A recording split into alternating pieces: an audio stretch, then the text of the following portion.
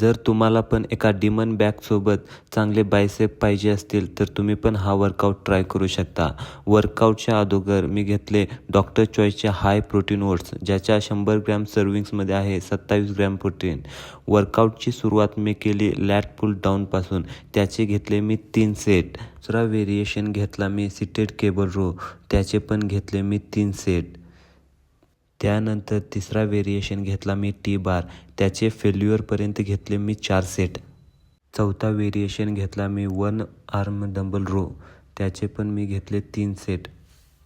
त्यानंतरनं मी केला बायसेपचा वर्कआउट. बायसेपच्या वर्कआउटमध्ये मी घेतला पहिला केबल कर्ल, त्याचे घेतले मी 3 सेट.